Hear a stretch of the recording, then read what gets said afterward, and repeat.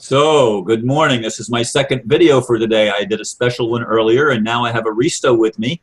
Good afternoon, Aristo. Good morning, Ron. It's a full-time job at this point. Well, I had somebody yesterday suggest that they wished I could do more than one video a day. Now, I'm not going to make a habit of that, I promise. But some days it might happen. Anyway, you wanted to talk about holiness, both spelled with an H-O-L-I-N-E-S-S and W-H-O-L-L-Y, holy, a different spelling. So I'm going to let you take it away and see where this goes. Well, it started from just the pre-video conversation we had. And I suggested, well, since we're talking about this stuff, let's go from holiness with an H to corruption and back to wholeness with a W. Before I get into that, some people have requested for some reason that we three, you, I, and the ambassador, do a video together. And from what you've told me today, this video is scheduled for tomorrow. So tomorrow, people. Well, as best I can. That's the plan. The ambassador's very busy. Exactly. So it's the plan, but keep it flexible. Okay. It's 8:11 now, so let's start the topic proper. Well, we were talking. There's many things that were going on, and these past few days have been very stressful. I tend to look at things in terms of lunar cycles and stuff. Looking at a lunar cycle, for example, it's very interesting to track your moods, the collective moods, everything that's moving around. And sometimes, it's very interesting because the new moon represents always a beginning of something of an influence in the psyche. That beginning gestates and grows and struggles until the full moon. The full moon tells you where its blossoming and fruition is, because the full moon allows you access to many things that would be otherwise subconscious. So the full moon can be pleasant or unpleasant. And if it's unpleasant, it doesn't mean it's a bad thing. It just means you're now aware. We keep talking about transparency all the time. You can actually dig into yourself during the new moon, and it can be even more difficult. People were more frightened of the new moon, the dark moon, than the full moon even, because a lot of things were hidden and they didn't know what would come out. And usually if you explore the darkness, you are not as resourceful as you would if you're aware, if you're conscious of what's going on. So you can be blindsided. We have this fear of being blindsided. Better the devil you know than the devil you don't. The psychopaths are exploiting that fear. They keep on giving us devils and getting us used to these devils. So every time you want to explore the truth, it's in the dark. We always are afraid of looking in the dark, not because the dark is evil, but because we're afraid of what might be hidden in it. And so we equate the dark with everything we don't like when it's not the dark. It's basically what's in there. And my suggestion is you can cultivate night vision. You cultivate night vision on something like the new moon. I'm speaking metaphorically now.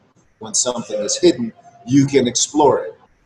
Now, of course, your mind can play tricks on you in the dark because you see shadows moving, you see after images, you see a whole bunch of stuff. And that's good, because the whole idea here is not to see where the threats are, but to see how you respond to your own fear. That's very important. You mentioned this whole thing with Margie before, and I wrote in a comment, look, I think this whole thing of people reacting to you that way is born of fear. People are afraid of your anger, of your outrage. They view it as blame. Sometimes it may be. But the whole point is that when you are outraged, somebody who's receiving the rage is triggered into their own fear. When somebody is angry at you, you will instinctively flinch. Even if they're not angry at you, if they're speaking, really with force, we usually go, hey, lift our hands up, hey, don't take it out on me. What is somebody taking out? That's the whole thing. See, it's a polarity. Somebody they don't really have to be angry. They can easily imitate the anger and act angry. It's the same thing. That's what the psychopaths do. And if they're not the ones who are angry at us for being overpopulated, for causing global warming, for doing this, for we're the ones causing the wars, we're the ones who are killing the planet, you know. Then they send agents, terrorists. What is a terrorist? A terrorist is a person that cultivates fear. They press fear buttons. How do they do that? By anger, violence. But anger, hatred, rage, all of these are clumped together. That's why they don't call them angerlists or ragists, because they do not just use rage as a healthy emotion. It means I feel restricted and I want to be liberated, so I'm struggling against these bonds in my heart and my psyche, and outraged, and the energy flows through and I want to break through. And that's why it comes off as loud, as intense, as animated, and that causes fear in someone else, because it's the fear of change focused on you. Now, if karma actually starts balancing, and it is, I believe, then cosmically speaking, those who are denying their own fear, you see, the psychopaths aren't really angry at us. They know they're the ones doing it. They're just using this tactic. They're projecting denied rage. It's our denied rage. That's what they're projecting. They're making us afraid so we can't access our rage. And so they're the ones who have the space to express false rage at us to keep us in the fear that they're denying. So who's the most afraid on the planet? We said that on the other video way back. The psychopaths, okay? And this fear of the psychopaths is not the source of fragmentation. The source is the denial of the fear. So eventually they talk about nature rebalancing. They are actually helping with that talk, a big karmic reconstruction that we are afraid of, however. As we become more honest with ourselves and learn to express, I mean, you say, well, what can we do? What can we do? Well, the first thing you do is you really realize how you feel. The first thing you feel is despair. Okay, now despair is not just a feeling. That's our problem. See, we confuse feelings with programs. We confuse feelings with thoughts, with judgments. Okay, so if I'm sad and I have a bunch of judgments that I'll never get anywhere, that's a judgment. That's a conclusion. It's an assessment that is not true necessarily, because you don't know. That's the truth. You're uncertain. But you automatically, as a survival mechanism, go to the worst case scenario. It's better for the devil you know than the devil you don't. The hopelessness you can define yourself than the hopelessness that is going to blindside you. So our very survival mechanism works against us. And of course, psychopaths know about survival mechanisms because they are survival driven themselves, exclusively, without love, without compassion, without anything.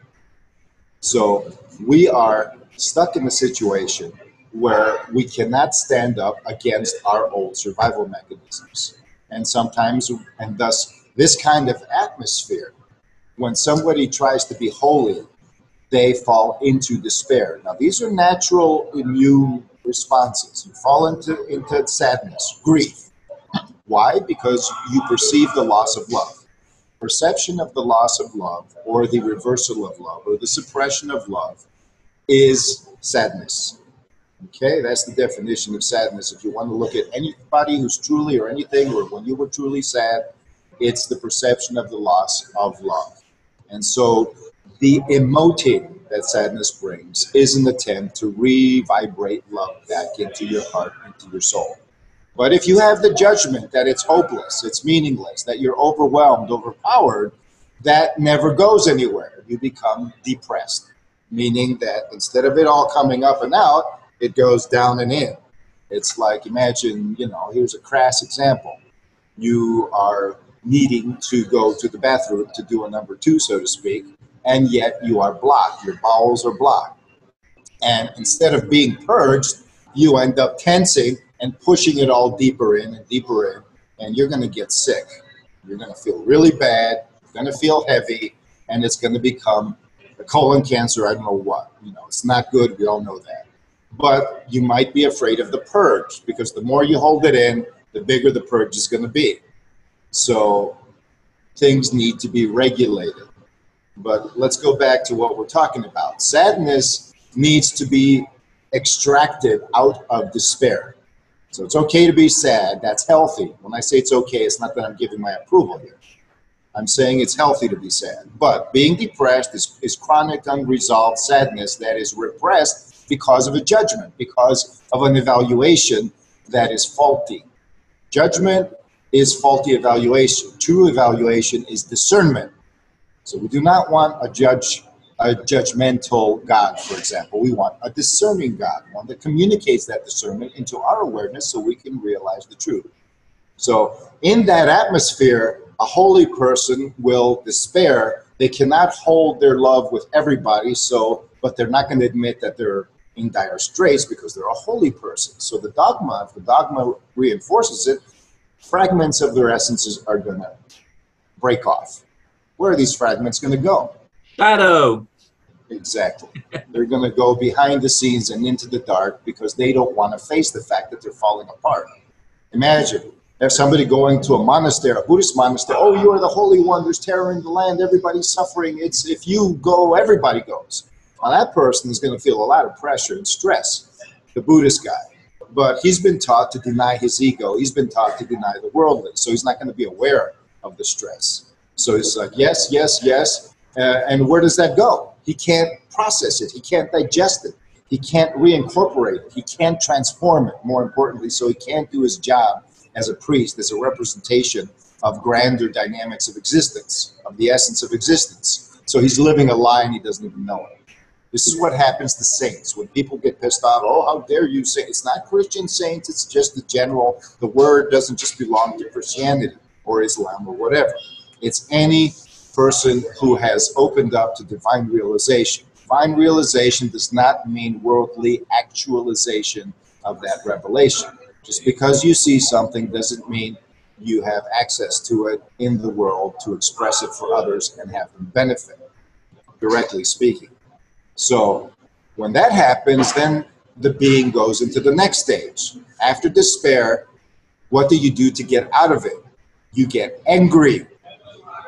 And you want to get angry. Of course, that's a no-no. Oh, anger leads to violence. No, it doesn't. It doesn't. Why? I've seen workshop after workshop after workshop where people are allowed to express anger, and it never leads to violence. It leads to love ultimately. Exactly. Why? Because it's judgment-free. Anger that is accepted.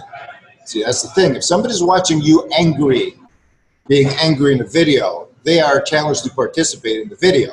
That's the thing. Your videos have a level of challenge that most people, especially the ones who are evaluating it negatively, do not perceive. See, we're not in a world where we can watch TV anymore and think good things are going to happen. We're not going to be spectators. We're not going to engage with the Red Dragon in some kind of debate to make people eat popcorn and drink soda and wow, who's going to win, and place bets. Especially those people who are, suspicious of him or whatever, or want to see something exciting. People want to sit on the fence. You're not going to be on the fence. And you don't have to grab a gun and shoot people to be off the fence. All you have to do is participate in the details of your life. And you're giving them an opportunity. How? You're expressing a certain outrage, okay? To an audience. You're not here to preach to the choir, in my opinion. That's secondary. And I wouldn't, whatever, it's filler. You're here to tell all people in alternative spirituality who have a certain habit of denial, to show them how to participate in a form of transformation that they haven't even recognized as possible, or maybe theoretically, but don't know that they can participate. You want to change the world, the here and now will give you an opportunity. Even if it's a minute one, you can build upon it. So here's one opportunity. You're sitting there outraged, pissed off at this, that, and the other, okay? You're expressing it lovingly because you tell people in the beginning, look, that's something you may not do, but I recommend it. Look, I'm really, really pissed off right now, but it's with all the love in my heart that I'm expressing this rage. There is no judgment involved here. I'm just really fucking pissed off. And so people listen to me. Now, the person listening is going to have to accept that what you're expressing is their own denied rage. They're pissed off too. You're not angry at them. Even when the ambassador goes out and says, you people, you stupid people, most of the time he's talking to the elites who are listening. That's what he keeps telling me. The message is to the people. It's not to the general people. It's to the people that have been messing up the world. Exactly. And they're functionaries, the ones who can actually do something. It's not to you listeners out there who are just, well, I don't have a job. What am I going to do? What you can do is an inner work that interfaces with outer work. And here's an opportunity Ron Van Dyke is giving you. He's expressing outrage at a situation. And what you're going to do is, if you're honest with yourself, you're going to be taken aback. And so, oh, peace, peace, peace. No, not peace, peace, peace. What are you feeling? Are you co-resonating this rage with him? That's one thing, okay? And not at him, but at the situation. A lot of people are, and they express it. The second thing, and even more important thing, is, are you feeling fear? Are you offended? That means fear. When you're offended, you're on the defensive, which means you feel attacked, which means you're a fear reaction. Fear doesn't mean you're going into panic, shitting yourself, and acting like in a way that everybody laughs at. You know, it doesn't mean weakness. It means that you feel the need to defend yourself. Even just clenching your jaw is a fear reaction, okay? It can be a rage reaction, but it's really a fear reaction to work yourself up, because most of the time, if you feel rage, there's a little bit of fear underneath. Now, the operant emotion we first need to transform is not sadness, is not rage, it's fear, because it goes down the line. Fear is the closest to our survival threshold than the other two. It's where we're really facing that our lives are in danger, or something is in danger, something is being threatened. And then you go and to not face this fear, you go up to the rage level. And if you keep going to the rage level and wreak havoc, then you look around and all the suffering, and if you still have compassion, you go to the sadness and despair level. Then there's hopelessness, and you bounce back and forth between despair and rage, you know, so all hell breaks loose then. This is what the psychopaths want, because ultimately they want to throw so much fear at us, and they can do that because the underworlds are coming up, and that's where all our repressed fear is. So what they're doing is deciding how much fear we can handle, which is the fear we can't. So what we're going to do is say, no, I choose how much fear I can handle, because I'm not going to avoid it. Make that choice, and you will see that the terrorism affects you a lot less than it did, because you're not going to do away with fear. There's still going to be episodes. I mean, you know, there were times when I would go through days and days of feeling like my ass was plugged into a socket, and I was going like this, trembling. But I would breathe, and I would open up, and I would remember love. You don't project it as light. You don't put it into a love cannon and shoot it at people. You remember it, you know. You don't have to love anybody or even yourself, because it's not a working thing. You don't fucking get a job and be the love guy or the love gal. You know, that's reserved for prostitutes usually, and actors, and I don't know what. You know, it's not real. You immerse yourself in the memory of lovingness, in any kind of sense of lovingness that you have. And you allow that to coexist with the emotion that you experience. That's acceptance. If the emotion is sadness, it may move into fear or rage. If it moves into fear, rage, it will usually move into fear. So, extensive denial, eventually, you know, the Buddhist monks, this is an example. I'm not downing the Buddhist monks. It could be anybody. You know, it's just an example, because what I heard was that the triads used to be Buddhist monks who used to protect travelers. And maybe I don't know. You're talking about the Chinese triad in Hong Kong, in Hong Kong, and that part of Asia. Yeah. And that's how they started, and they became corrupt from just like the Italian mafia used to be part of the guerrilla troops of Garibaldi, who were revolutionaries against an autocratic regime. So you have, just like in the Greek Revolution, you know, mercenaries, the revolutionaries, the militant people who actually went against the Ottoman Turks for national independence, turn into pillagers and rapists, you know, because they can't handle the negativity. And in the end, they shift into a whole different mode where rage and fear and everything else is being denied. And as they enter that karma, that presence, karma is basically the effect of prior causes. It's like pollution is karma, okay? Somebody has polluted back 20 years ago. We're experiencing the effects, whether we continue to pollute or not. We're not cleaning it up as we should. So that's the karma, okay? Our not cleaning it up is the cause of us still facing it. So the karma is, what did I do wrong to face this pollution? You're not cleaning it up. That's why denial and repression are not healing modalities. Exactly. They are the opposite of healing modalities. They are, exactly. They are traumatizing, fragmenting, harming, and ultimately apocalyptic, destructing modalities, because they are the path that's a path of entropy. You know, that's why it's so easy. Denial is easy because you're sliding downhill from complex to the simple. Breakdown, breakdown, breakdown. And it's breaking down because you're extracting the love from the universe, because love extraction begets, it's a momentum. Okay, it's an existential momentum because manifestation began on certain premises of separation in order to contradict unity, in order to oppose, to polarize from unity.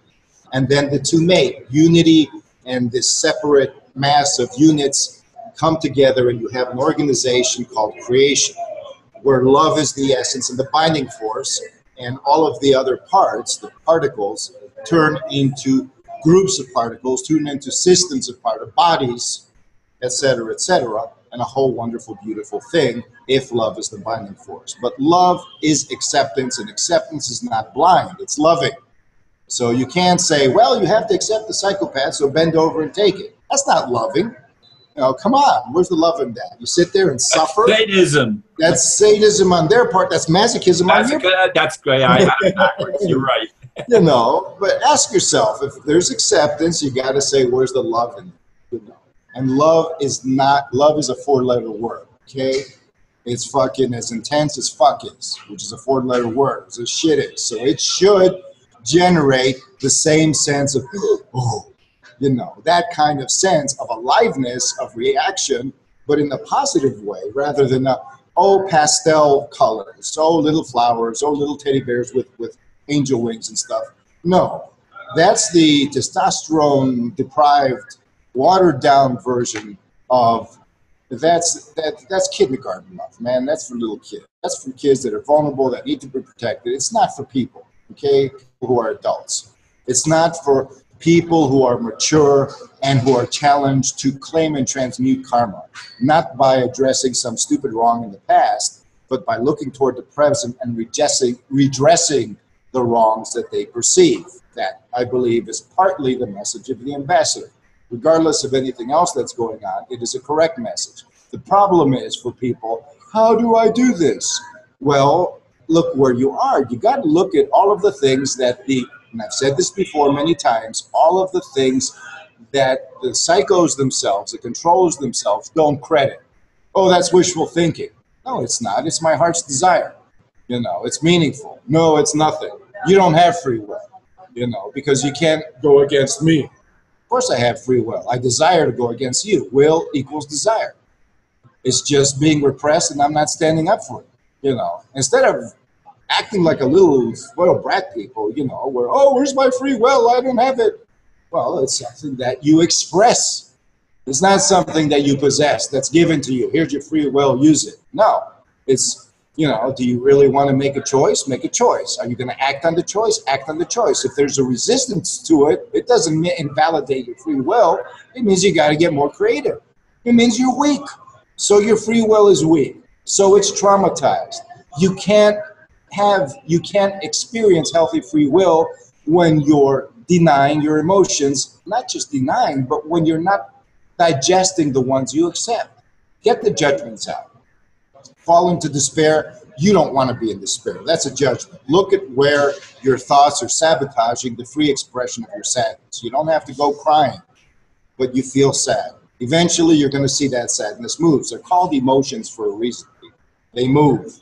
So one emotion will transform into another. You're not going to stay in a perpetual mood unless there's a thought that forces it in place, like a glitch, like a broken record. So you may move into rage. Do not be frightened of your own rage, you know, because that's not true fear. That's terrorism. You're treating yourself as a threat. That's not true. When you accept yourself, that's where love comes in. Love is not something given to you necessarily. You need to open up to your own love. Remember, it's your own intention of love, your honoring of love. When we are in fear and rage and Well, sadness, yes. Sadness is the direct desire to readdress love. It's instinctive. But when you're in rage and when you're in fear, love is so far away that you don't even remember it. With rage, you still want to be free to find love, but it's much more vague. With fear, yeah, it's all gone. You know, what's the primary emotion in hell? You know, there's two emotions, rage and fear. The rage is the devils are the ones who are angry, and the ones who are terrorized are the victims of them, the damned souls within. You know, so you got the sadist who's all angry, and the masochist. See, these are the extreme, it's the equivalence of sadness and despair.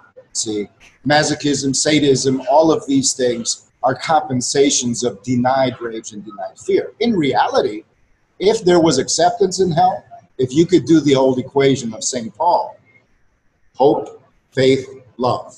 Okay, that's the equation I mentioned in the previous video. I'll repeat it again. You know, you access hope by giving yourself the benefit of the doubt. If you can make a decision in the face of your own programming, then you are not completely programmed. That means you have free will. You are expressing free will. Any decision, okay? Yeah, I want to interject something here, because when you started talking, I thought you were going to go with transforming hell. And the late Robin Williams had a movie called What Dreams May Come. Yeah. And I don't know if you saw that movie. I've watched it probably 3 or 4 times. He transformed hell with love. Exactly. And he did it by embodying the state. He took the state of his loved one, which was despair, and he removed the judgment by reminding her of all that they've been through, by accepting everything that he did not accept during his lifetime with his mate, and by basically saying, I can put myself in your shoes.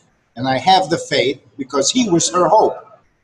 So he came there, he was her hope, and he had the faith that he could do it. But it wasn't that. He had the faith that he finally knew what love was. And love was complete acceptance of the shadow. Because he realized where he was denying the shadow in his life. He was denying her shadow, which was his shadow, because they were mates. That's what soulmates means. Okay?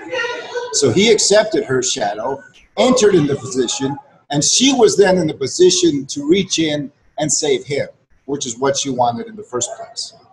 So they became balanced and equalized. So you have the path from corruption, from holiness, which is denial, from heaven to hell, fragmentation, the fall. All the New Ages, oh, the fall, what did we do wrong? We didn't do anything wrong, man. I mean, you were just standing up, flying in the clouds and not being able to experience anything up there, because heaven is denial. And the heavens, the part of the heaven that fell is the angel of God that said, look, man, I want to manifest, okay? I want to experience standing up on earth. So how am I going to do that? You know? I want a body. Exactly. Well, you got to take the rug from out under you. We're going to pull that cloud that you're standing on, that cloud of denying that you already have a body, because manifestation is the birthright of all existence. Even angels are meant to be manifest. They have certain bodies, but they are meant to be one with us. Any enlightened person knows that the angelic self is one with the incarnate self, and the demonic self is one with the incarnate self. They're not going to disappear. We're just going to be the balanced pivot where they can experience the joys of manifestation just as the enlightened person experiences the joys of heaven without having to die for it.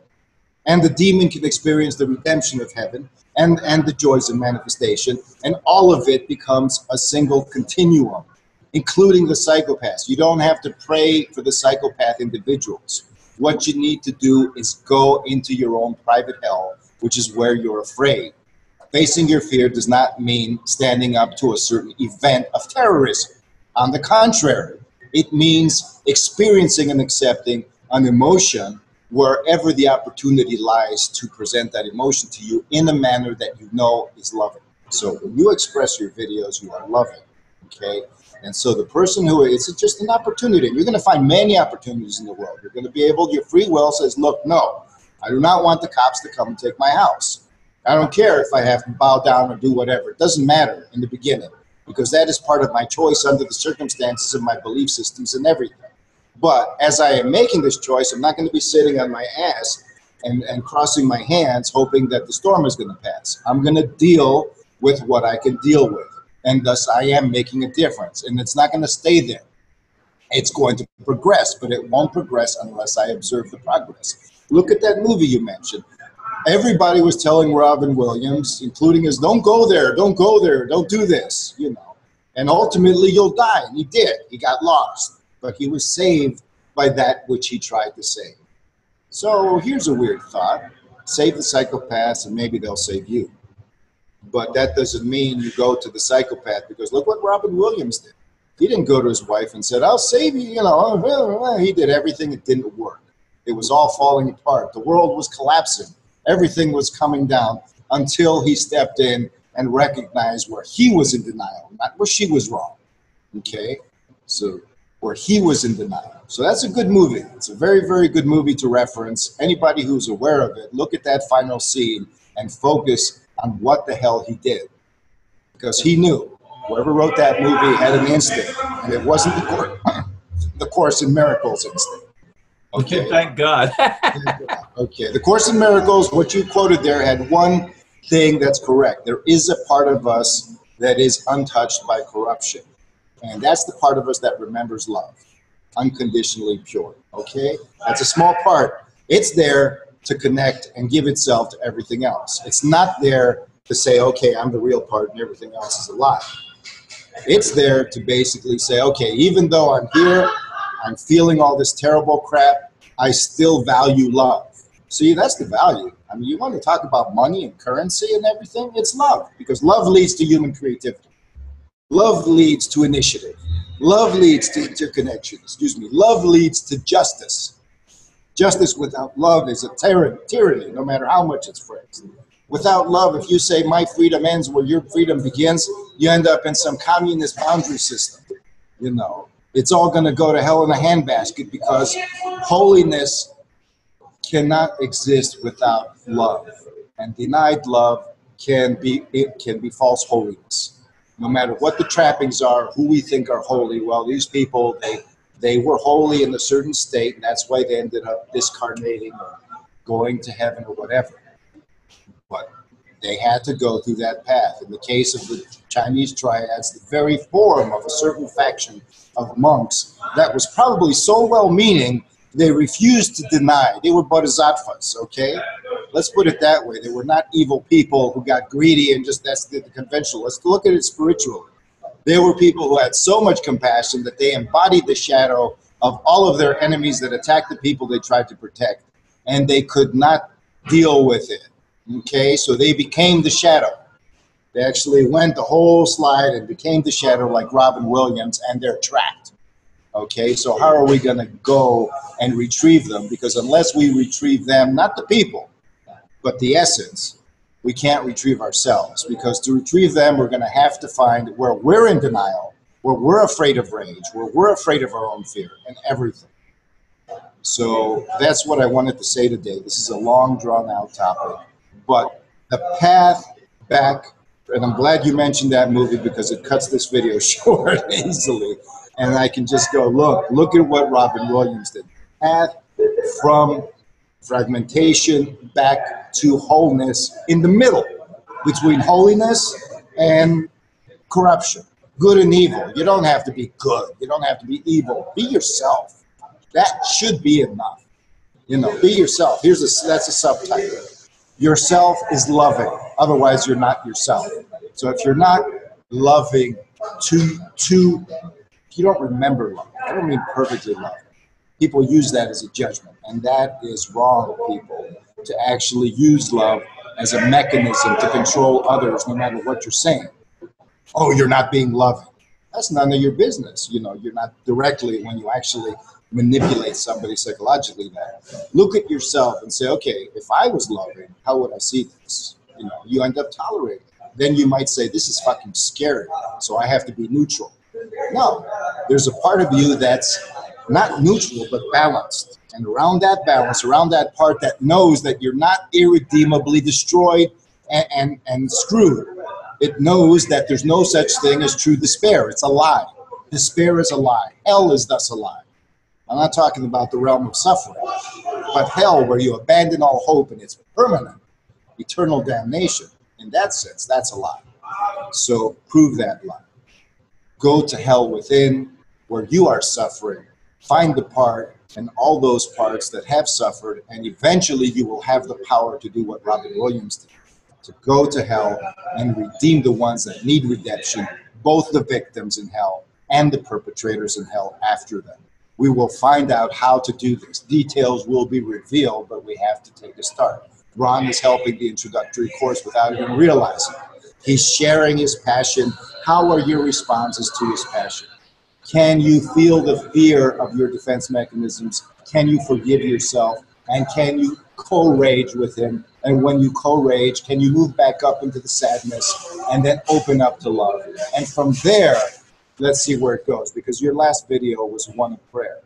After all of the rage and all of the despair and all of this, you actually used the word humility, which was not a debasement. It was simply like, well, hey, I'm completely open. There's no posturing here. There's nothing. You know, we're all equal, even God, everything. Okay? Let's see what we can do. And let's experience. And be patient. Give it time. Robin Williams, when he went to hell, he had to learn patience as well with this man. Okay? So that's what I wanted to say today. Thank you once again for listening. Namaste. Thank you, Aristo.